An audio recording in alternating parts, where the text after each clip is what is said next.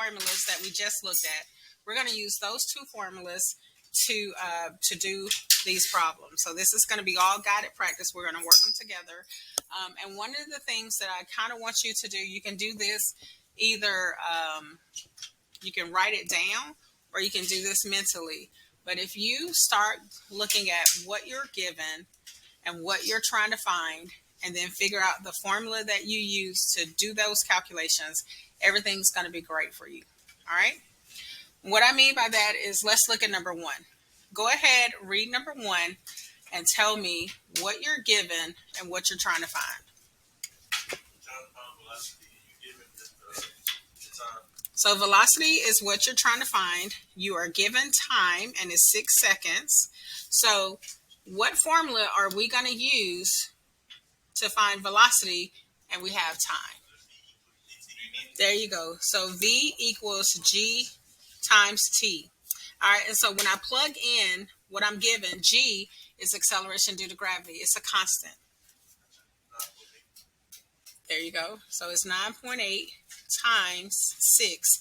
And what do you get round to the nearest tenth? 58.8. And the unit velocity, what's the unit for velocity? There you go, meters per second. Okay. That's why I gave you all that information. So now you have everything you need right at your fingertips. All right. And if you have any questions, let me know. All right. Let's look at number two. Once again, what are you given? What are you trying to find? All right. So we have time as 9 seconds, and we're trying to find distance. So what formula are we going to use? Distance equals 1/2 GT squared. All right, guys, instead of saying 1/2, I'm going to change this to 0.5. Everybody understand it's the same thing? Okay, if I use 0.5. So 0.5 times 9.8.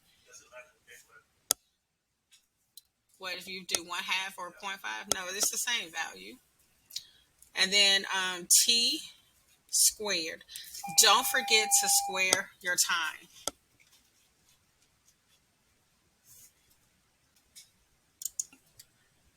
All right, so what did you get for the distance? 396.9.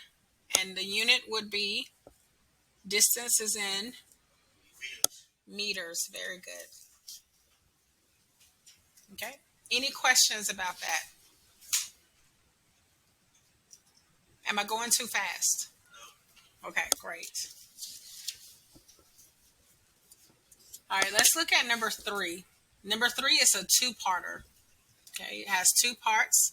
Part A, we need to figure out what we are given, what we're trying to find. And then part B, we also need to look at what we're given and what we're trying to find. Okay, so let's just start with part A. What are you given? All right, so we're given distance, and it's 215 meters. And according to part A, what are you trying to find? You're trying to find time. So let's just do this one first, all right? It's just a lot simpler. All right, so which equation are we going to use to find time? And if we have distance? We are given distance. We're not given velocity. Out of those two time equations, which one will we use if we have distance? Look at your equations that you wrote down. But I'm trying to find time. So T equals, there you go. It's going to be T equals the square root of 2D over G. So it's going to equal the square root of 2 times 215 over 9.8. Now I want to show you how I put this in the calculator, and you might be like, well, shoot up, Miss Abdullah, I do that too. But let's just see. All right, so what I do is second function, pull up my radical, okay?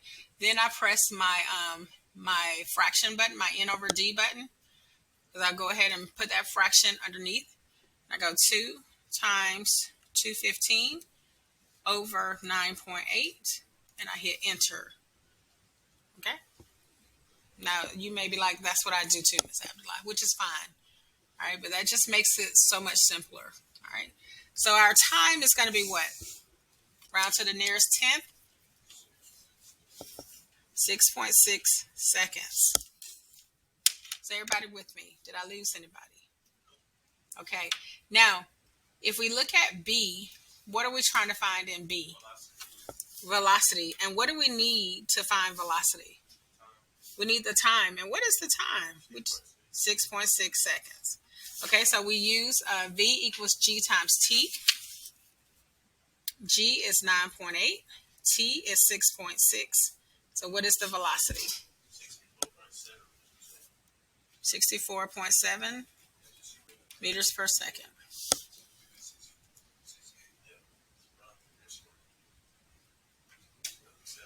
Okay. Are there any questions about that? All right. So what we're going to do is we're going to continue working these problems.